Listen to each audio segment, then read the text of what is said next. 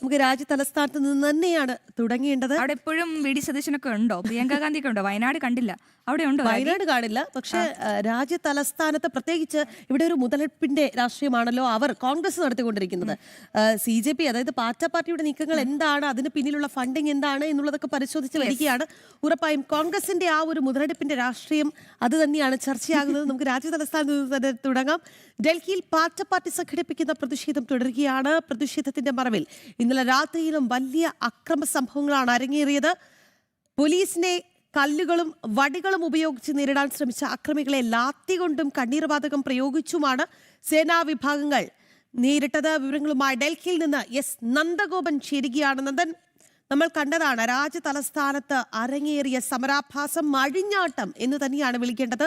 ഇന്ന് എന്താണ് അവിടുത്തെ ഒരു സ്ഥിതി? കൂടുതൽ സേനാ വിഭാഗത്തെ കഴിഞ്ഞ ദിവസം തന്നെ വിന്യസിച്ചിരുന്നു. കനത്ത സുരക്ഷയിലാണ് രാജ്യ തലസ്ഥാനം. പറയൂര്.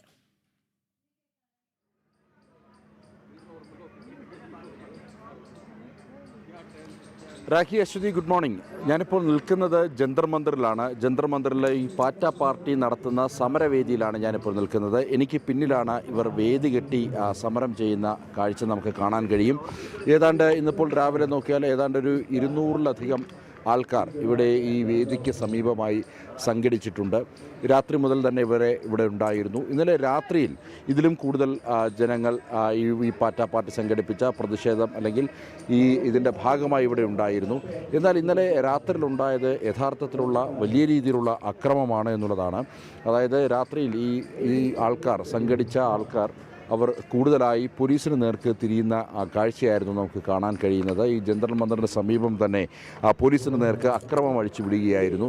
പോലീസിന് നേർക്ക് കല്ലുകളും അതേപോലെ തന്നെ വടികളും അതേപോലെ തന്നെ മറ്റ് ആയുധങ്ങളുമൊക്കെ വലിച്ചെറിയുന്ന ഒരവസ്ഥയായിരുന്നു ഉണ്ടായിരുന്നത്.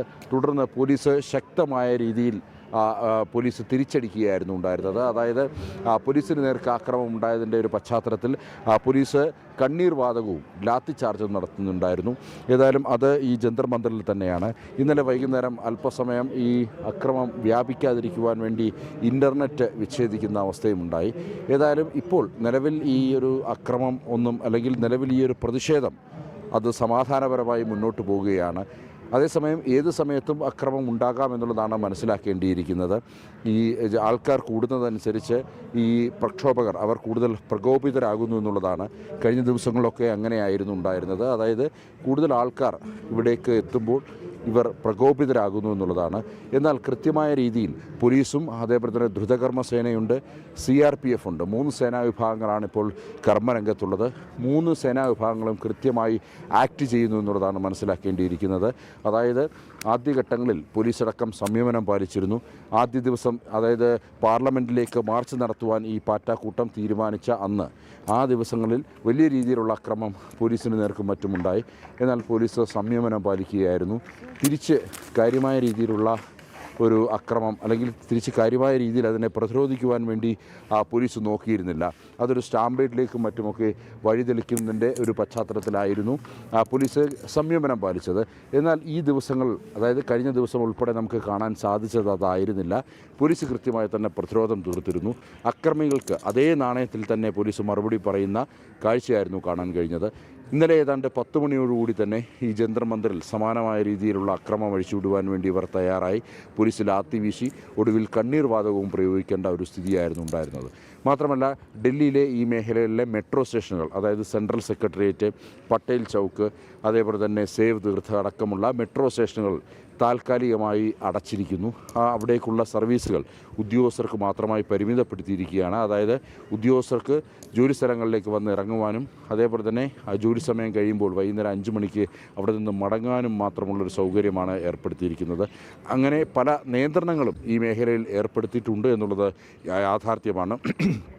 അത്തരം നിയന്ത്രണങ്ങൾ ഏർപ്പെടുത്താതിരിക്കുവാൻ വേണ്ടി മറ്റു വഴികളില്ല എന്നുള്ളതാണ്. രാജ്യത്ത് ഏത് രീതിയിലും അക്രമം അഴിച്ചുവിടുക എന്നുള്ളതാണ് ഇവർ ലക്ഷ്യം വെക്കുന്നത്. ആ അക്രമത്തെ നേരിടുവാൻ വേണ്ടി ഇപ്പോൾ ശക്തമായ നിർദ്ദേശമാണ് ഭരണകൂടം നൽകിയിരിക്കുന്നത്.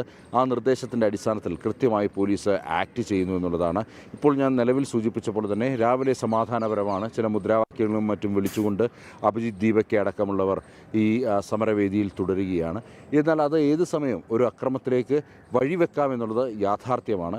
കൂടുതൽ ആൾക്കാർ ഇവിടേക്ക് വരുമ്പോൾ സ്വാഭാവികമായും ഇത്തരമൊരു അക്രമത്തിലേക്ക് ഈ ഒരു സമരം അല്ലെങ്കിൽ ഈ ഒരു പ്രതിഷേധമൊക്കെ വഴിമാറുന്നു എന്നുള്ളതാണ്. അങ്ങനെ കഴിഞ്ഞ ഏതാനും ദിവസങ്ങളായി രാജ്യതലസ്ഥാനം ഉണരുന്നത് തന്നെ ഇത്തരം അക്രമങ്ങളുടെ വാർത്തകൾ കേട്ടിട്ടാണ്, ഉറങ്ങുന്നതും ഇത്തരം അക്രമങ്ങളുടെ വാർത്ത കേട്ടിട്ടാണ് എന്നുള്ളതാണ് യാഥാർത്ഥ്യം. ഏതായാലും സമാധാനപരമല്ല ഇവരുടെ നീക്കങ്ങൾ എന്നുള്ളതാണ് യാഥാർത്ഥ്യം. അതേസമയം ഇവിടെ സർക്കാരിൻ്റെ നിലപാട് വളരെ സുതാര്യമാണ്. സർക്കാർ വ്യക്തമാക്കി നീറ്റ് പരീക്ഷ ചോർച്ച അത് വളരെ ഗുരുതരമായ പ്രശ്നമാണ്. അതുമായി ബന്ധപ്പെട്ട ചർച്ചകൾ നടത്താൻ തങ്ങൾ തയ്യാറാണ്.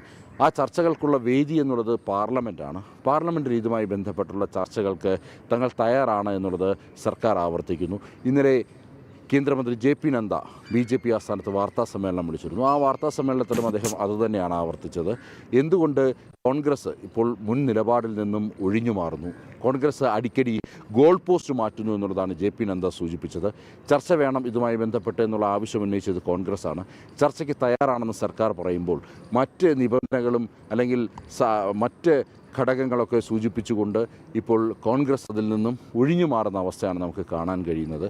അതുകൊണ്ട് ഈ വിഷയത്തിൽ കോൺഗ്രസ് ചർച്ചയ്ക്ക് തയ്യാറാകണം എന്നുള്ളതാണ് ഇപ്പോൾ കേന്ദ്ര സർക്കാർ ആവശ്യപ്പെടുന്നത്. ചർച്ചകൾക്ക് തയ്യാറാകേണ്ടത് ആരാണ്? സമാധാനം ആഗ്രഹിക്കുന്നവരാണ് അല്ലേ?